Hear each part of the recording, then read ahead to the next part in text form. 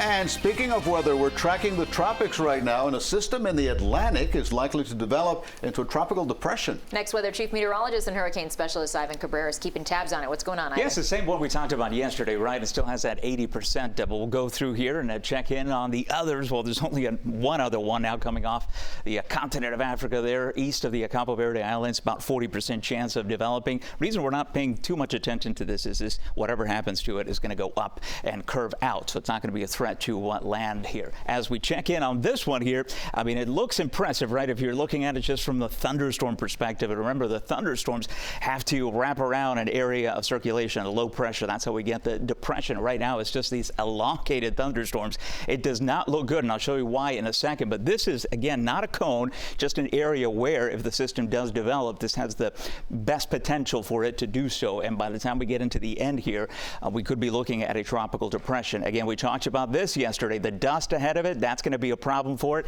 And then the wind shear ahead of it. And that's why the thunderstorms are kind of just streamed from southwest to northeast, kind of strained along there. And it's really going to have an uphill battle, which is, you know, excellent news for us.